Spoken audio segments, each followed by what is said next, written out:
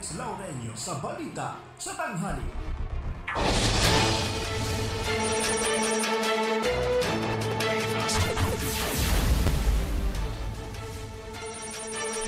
Muling sumasa inyong Balita sa Tanghali ngayong Miyerkules, November 18, 2015. Ako naman ang inyong Karancho Miguel Hill para naman sa ating pasada balita. Tolits, kunin mo! Magandang tanghali, araw ngayon na Miyerkules, Nobyembre 18. Narito na ang ulo ng mga balita natin. Ako naman yung tagapagbalita, Tolits Rapido Laureño, para sa mga ulo ng mga balita. Higit pa sa 10 billion ang gasto sa APEC ay naman kay ex-National Treasurer Grace Poe kinamahan pero hindi natakot sa pasya naman ng Senate Electoral Tribunal. Grace Poe isang natural-born citizen, ayon pa rin yan sa Senate. Strategic partnership pinagtipan ng Pilipinas at Vietnam. President Nieto at PM Trudeau tinanghal na hashtag Apechiti sa social media. Palasyo humingi ng paumanhin sa abala naman ng APEC. Samantala sa balita naman tungkol sa terorismo, 5,500 na Twitter account ng ISIS inatake naman ng hackers. 800 milyong pisong lugi dahil naman sa no-fly zone. Hinggil pa rin sa APEC. Pinoy nagpasalamat kay Obama sa military financing aid ng United States. Pilipinas naman pang-siyam sa Global Terrorism Index. Samantala para sa ating police report, Malaysian pinugutan ng Abu Sayyaf sa lugar naman ng Sulu. 3 naman nasugatan, 122 pamilya nasunugan sa may bahagi ng Cebu City at 4 na murder at drug suspects arestado naman sa Taguig at sa lugar naman ng Pateros. Yan ang mga ulo ng mga balita. Narito na ang ating mga detalye. Una sa ating mga balita, aminado si Presidential Aspirant Rizalito David na wala na itong aasahang pabor sa Senate Electoral Tribunal o SET matapos ibasura ang kanyang disqualification case laban kay Senator Grace Poe. Sinabi ni David na pinag-aaralan niya ang diretsong pagdulog sa Supreme Court para iapil ang kanyang kaso. Ayon sa petitioner, malinaw sa botong 5-4 ng tribunal na nangibabaw ang politika sa desisyon ng mga miyembro nito. Tinukoy pa ni David na hindi na rin ito nasurpresa sa nasabing desisyon ng SET dahil bago pa man anya ang pagdinig ay batid na nitong may kinikilingan ng posisyon ang mga miyembro. Sa kaugnay naman balita, inamin naman ni Grace Poe na hinihanda na niya ang sarili niya sa magiging pasya naman ng Senate Electoral Tribunal sa disqualification case na isinampan ni Rizalito David laban naman sa kanya. Sinabi ng senadora na bagamat sumagi sa isip niya na malabo na makakuha ng boto, siya ay nanalig at patuloy naman na nagdasal. Nag-iikot siya sa Laguna noong Martes na malaman niya ang magandang balita. Ibinasura ng Senate ang kaso ng pumanig sa senadora at nanindigang natural-born citizen nito ang mga kapwa senador niya na sina Tito Soto, Loren Legarda, Cynthia Villar, Pam Aquino at Pia Cayetano. Samantala, pinad-disqualify naman siya ni Senador Nancy Pinay at 3 justices ng Korte Suprema na sina Teresita Leonardo de Castro, Arturo Brion at Antonio Carpio. May 10 araw pa si David para maghain ng kanyang motion for reconsideration. Nagpasalamat naman si Poe kay Aquino na bagamat nasa Partido Liberal ay bumoto pa rin ng patas. Sa kabila ng pagbasura sa kaso, patuloy naman ang paghahanap ng kampo ng senador sa mga posibleng kaanak nito na magpapatunay na isa siyang Pilipino. Sa ibang balita naman, binati ni US President Barack Obama ang Pilipinas sa magandang economic performance sa ilalim ng administrasyon ni Pangulong Benigno Aquino III. Sa ginanap na briefing ng dalawang leader pagkatapos ng kanilang bilateral meeting, partikular na tinukoy ni Obama ang inclusive growth agenda ng Pilipinas at ang pagsisikap nito na matamasa ang mas nakararaming bilang ng mamamayan ang paglago ng ekonomiya. Una rito, muling tiniyak ni Obama na walang makakasira sa magandang ugnayan ng Amerika at Pilipinas, kasabay ng pagtiyak na nakahanda ang Estados Unidos na magbigay suporta sa mga Pilipino. Samantala sa iwalay na balita, isinulong naman ni Vietnamese President Trong Tan Sang at Pangulong Benigno Aquino III ang pagpapatibay ng strategic partnership sa pagitan naman ng dalawang bansa. Nagkaisa sa paglagda sa joint statement on the establishment of a strategic partnership ang dalawang leader na kapwa-hayag sa kanilang pagkontra sa patuloy na pagmamatigas ng China na angkinin ang malaking bahagi ng South China Sea. Isinulong din ng Vietnamese leader ang pagpapatatag ng relasyon ng dalawang bansa sa isyu naman ng politika, ekonomiya, agrikultura, maritime, security, judicial and law enforcement cooperation, kasama rin ang scientific, socio-cultural at multilateral na ugnayan. Sa bilateral meeting ni Pangulong Aquino at Trong Tan Sang sa Malacanang, nagkaisa rin ang mga ito na pag-ibayuhin ang kooperasyon laban sa human at illegal drug trafficking. Dito rin nagkaisa ang dalawang pinuno na lagdaan ang side protocol to amend the 2010 Philippine-Vietnam Memorandum of Agreement on the Supply of Vietnamese Rice to the Philippines. Paalalalim din ang naturang kasunduan ang people-to-people cooperation lalo na at papalapit na ang 40th anniversary ng diplomatic relations ng Pilipinas at ng bansang Vietnam. Sa ibang balita, maglulunsad muli ng serye ng mga kilos protesta ang iba-ibang mga katutubo at militanteng grupo ngayong araw, Miyerkules, upang kondinahin ang nagaganap na Asia-Pacific Economic Cooperation meeting sa ating bansa. Ayon kay Renato Reyes ng Grupong Bayan, isa ang liwasang Bonifacio sa mga lugar na tutunguhin ng mga nagpoprotestang grupo upang igiit na walang magiging kapakinabangan ang mga ordinaryong Pilipino sa APEC. Nagsimulaan niya ang rally dakong alas 5 ng umaga na dinaluhan naman ng mga indigenous groups mula Luzon at Mindanao. Matapos ang rally sa liwasang Bonifacio, tutungo naman ang grupo sa Mendiola at Moraita upang para sa tinaguriang pambansang salubungan ng mga katutubo. Magiging bahagi rin ng kanilang pagkilos ang panawagan na mahinto ang militarisasyon sa kanayunan at pagpapatigil ng pagmimina ng mga dayuhang kumpanya. Kahapon, nasa 200 rallyista ang nagmula sa Southern Luzon at tumungo sa TM Calao Avenue sa Maynila upang iprotesta ang pakikialam umano ng Estados Unidos sa Pilipinas.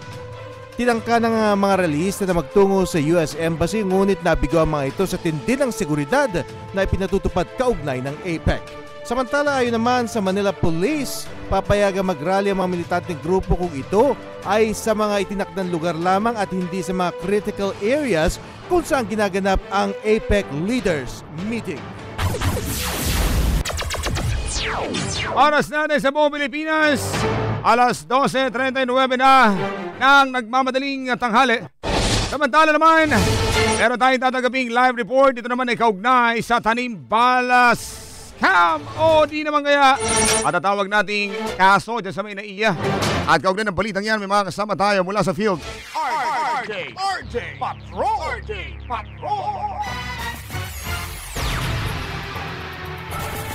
Ang kasama natin si Nestor Gagitla, kung saan naman apat na pulis na sangkot sa Tanimbala modus tinanggal na sa pwesto. At kaugnay ng balitang yan, Nestor, detalye! Sinibakla sa pwesto ang apat na pulis mula sa National Capital Region Unit ng Philippine National Police Aviation Security Group dahil sa aligasyon ng tangkang pangingikil sa American missionary na si Lane Michael White. Ayon kay PNP ABSIC Group spokesperson Chief Inspector Vicente Castor, ang mga pulis na sangkot ay sina SPO1 Vicente SPO1 Rolando Clarin, SPO2 Romy Navarro, Chief Inspector Adrian Junio at Chief Inspector Eugene Juanesa, head ng Investigation Unit. Una nang na-relieve si PNP ABSIC Group National Capital Region Unit Senior Superintendent Ricardo Layog Jr. dahil sa Tanimbala modus sa Ninoy Aquino International Airport. Tinangkamano ni Clarin, Navarro at Junio na tikilan ng 30,000 ng missionary para hindi na sampahan ng kasong illegal possession of ammunition.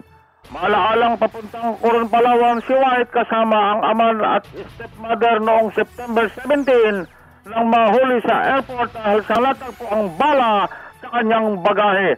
Ito si Nestor Cagitla para sa DCRJ 810, 8 Media, ang hempilan ng bawat Pilipino. RJ Patrol!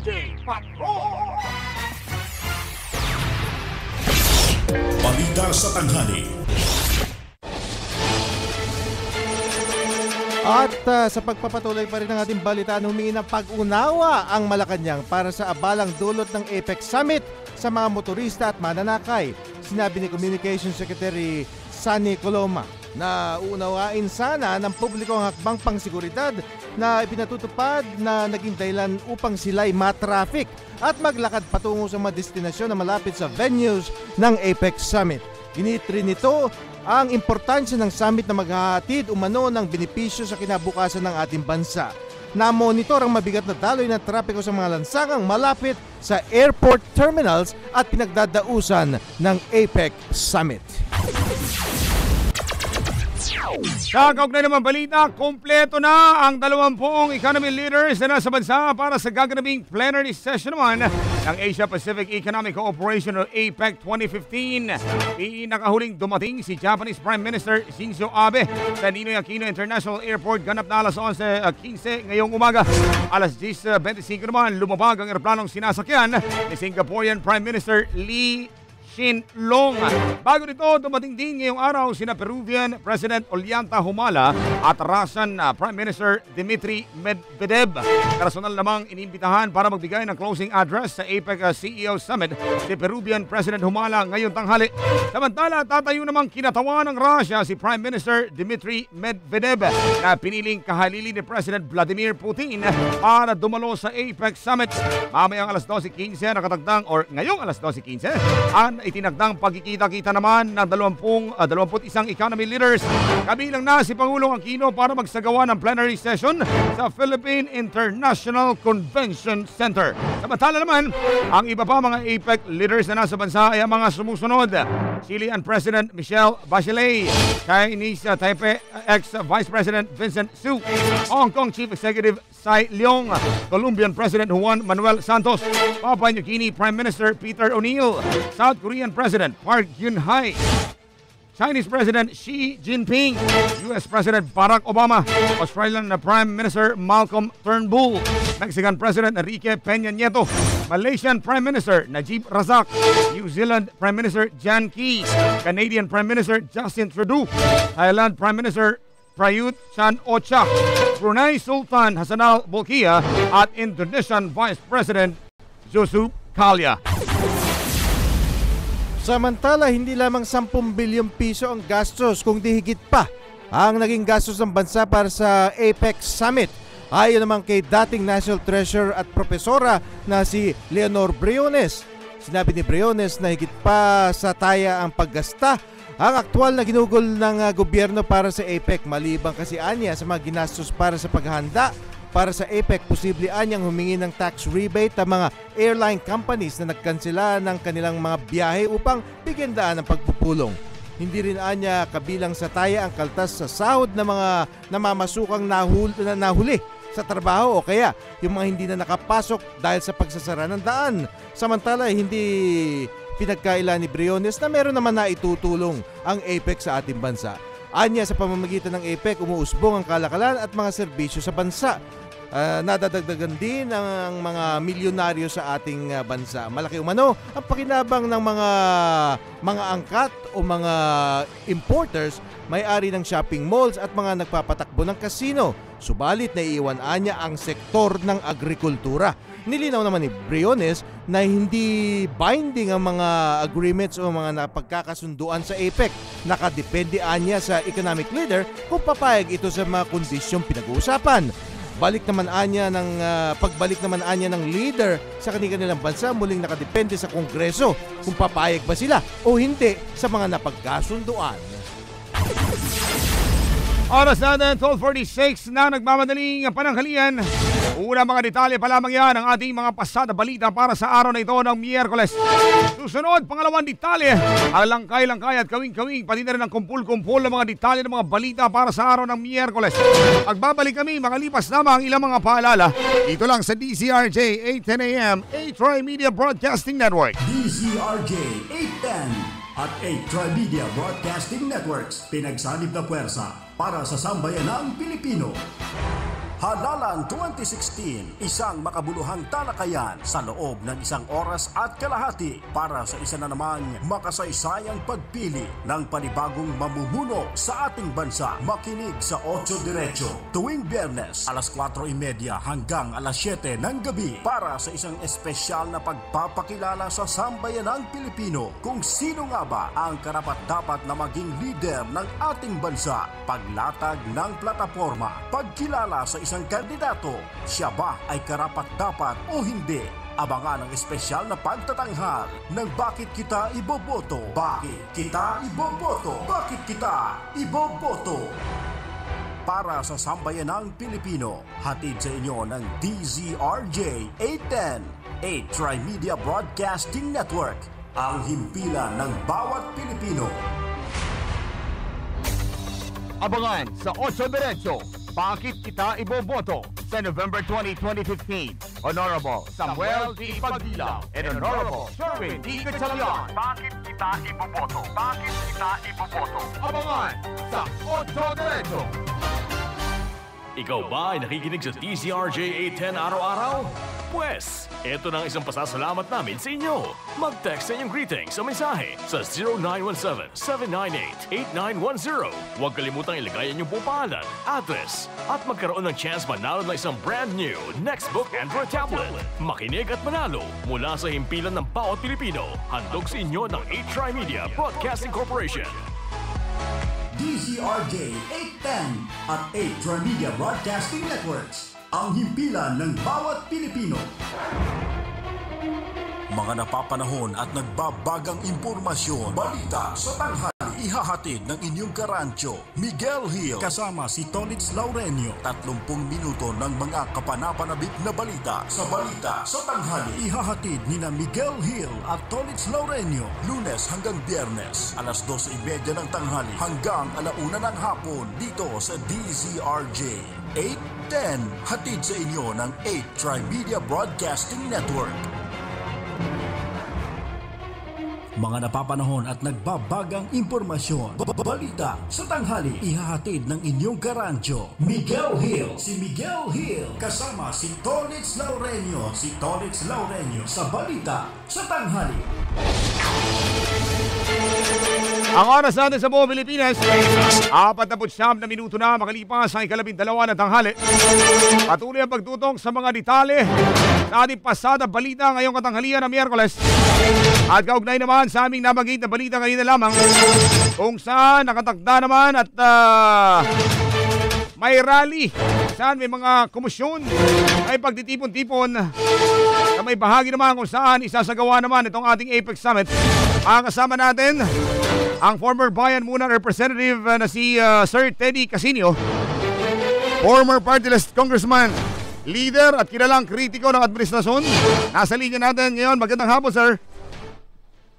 Hello? Magandang hapon. Magandang hapon, Tolitz at Miguel, at sa lahat na nakikinig, magandang hapon po. Congressman Teddy, pagkakaalam ko, ang inyong grupo meron pa kayong ikinakasang karugtong na rally kontra dito sa APEC. Ano ba ang detalye dito? Saan ba gagawin ito? Pagkakaalam ko kasi kahapon parang itinaboy daw ng mga pulis. Well, kaninang umaga po nagsalubungan yung mga indigenous people, mga katutubo, ano? Galing Mindanao, nandito na halos isang buwan na. At yung kanilang kapwa katutubo mula Central Luzon at Northern Luzon. So, alas 5 ng umaga yan kanina at nagkaroon sila ng maikling rally dyan sa Mendiola. And then this morning din, nagtangtang pumunta sa venue ng APEC Summit itong mga kabataan, mga manggagawat at mga kababaihan upang ipaabot din naman ang kanilang mga issue at mga concerns. Yes. And then this afternoon po, magsisimula na po ang vigil sa Plaza Saliwasang Bonifacio bilang paghahanda para sa mas malaking protesta bukas. Yung pinaka-concluding session ng APEC Summit. Congressman. So, the whole day na po yan bukas. Congressman, maitanong ko lang dahil kasi ito pa mga rally na ito nabigyan ba kayo ng mga permit? Kasi yan ang ginagamit na kasangkapan minsan ng mga nagdi-disperse na kapag no rally, no permit, no rally daw. So ano ba ang estado niya? Meron bang rally permit yan o wala?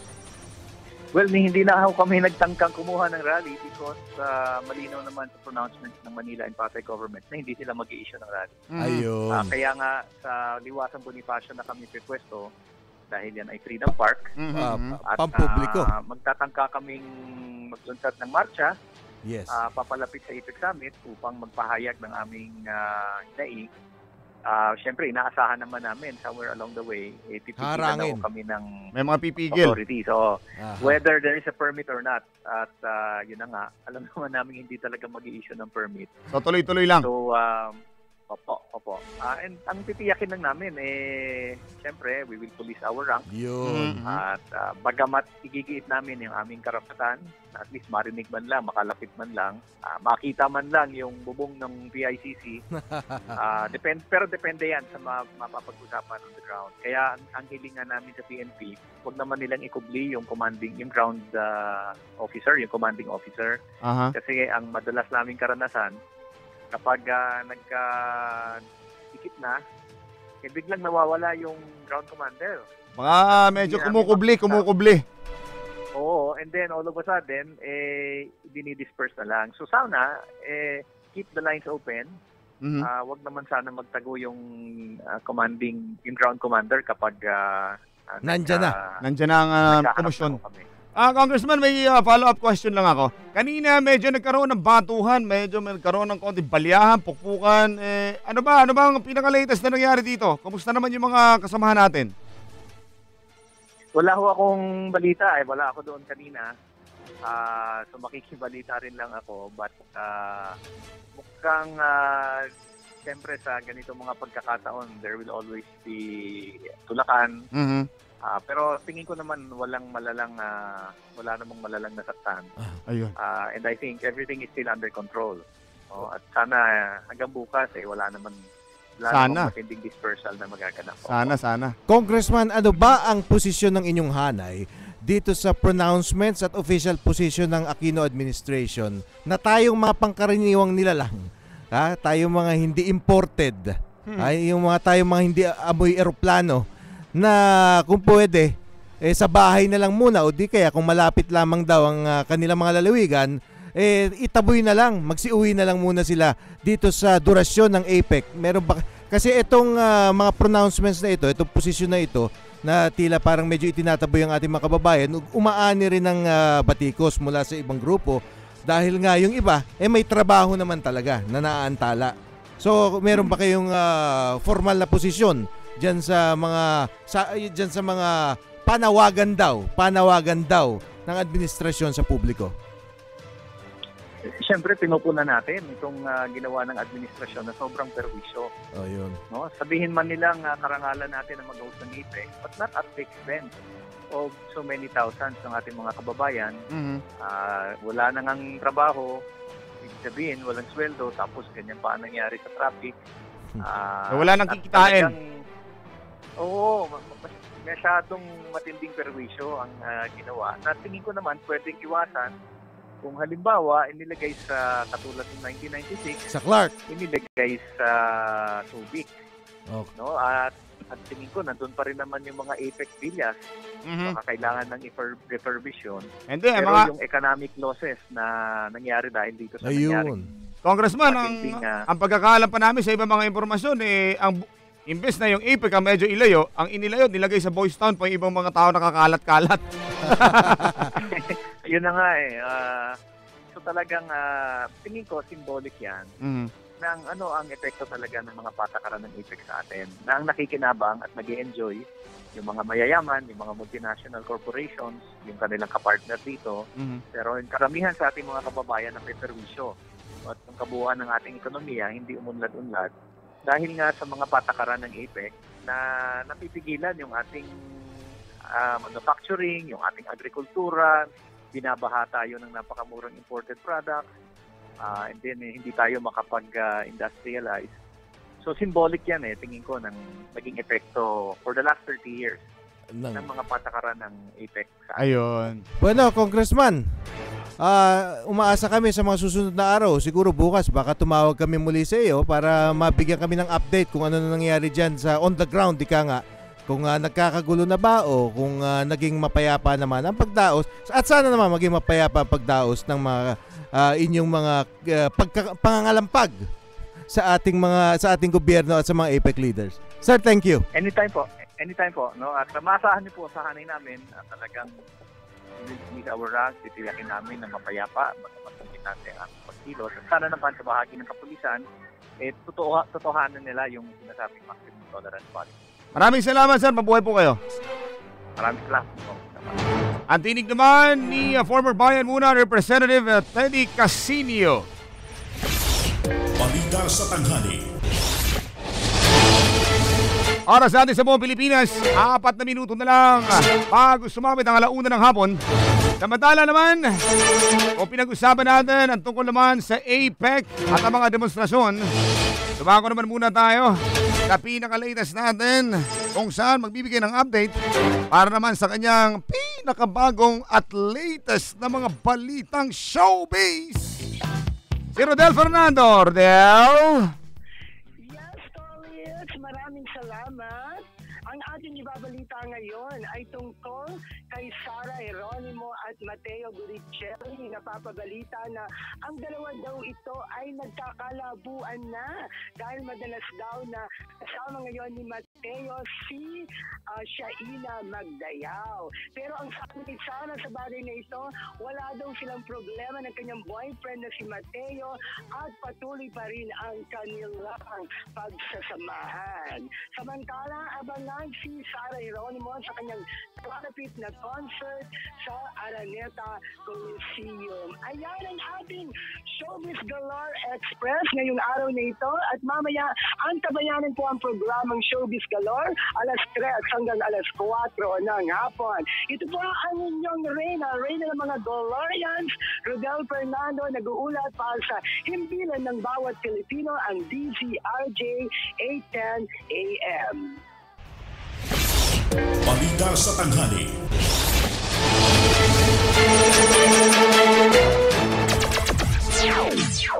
Wala kayong third party. Nagkakalabuan na raw si Sara at si Mateo. Yan ang sinasabi ko. Alam mo, isa lang talaga ang party na malungkot. Alin? Third party. Ay. Okay. Bago pa, kung saan pa tayo matungo ang ating usapan, 5,500 na Twitter accounts ng ISIS inatake ng mga hackers. Ito kinumpirma ng grupong Anonymous sa pamamagitan ng tweet isang araw matapos ilunsad ang kanilang #OParis campaign na layong i-shutdown ang social media accounts ng ISIS. Hindi naman nagbigay ng detalye ang Anonymous kung paano nila napabagsak ang nasabing mga accounts. Nauna nang tiniyak ng Anonymous hackers na maglulunsad sila ng major hack operations sa mga social media account ng Islamic State bilang ganti sa ginawa nilang pag-atake sa France. Sinabi ng grupo na isasagawa nila ang long-running campaign laban sa Islamic State Group. Okay, dito na po nagtatapos ang ating balita sa tanghali. Ngayong Miyerkules, November 18, 2015, ako naman ang inyong karancho, Miguel Hill, nagsasabing maraming salamat sa inyong patuloy na pagsubaybay. Maraming salamat sa lahat ng mga naging tagapakinig, sa lahat ng mga tumutong, nag-abang sa mga langkay-langkay, kawing-kawing at kumpul-kumpul ng mga detalye ng mga balita sa ating pasada balita. Ngayon tanghaling ito ng Miyerkules, magbabalik ang mga detalye at mga kinalap na impormasyon mula sa loob at labas ng bansa at hinggil pa rin sa APEC Summit at sa ating mga preparasyon sa eleksyon 2016 mamaya sa Balitang 4:00. Ako naman ang inyong isa sa mga naging tagapagbalita. Ako si Tolitz Rapido Laurenio. Maraming salamat sa inyo. Ito ang silid pambalitaan ng DZRJ 8:10 AM, a Tri-Media Broadcasting Network.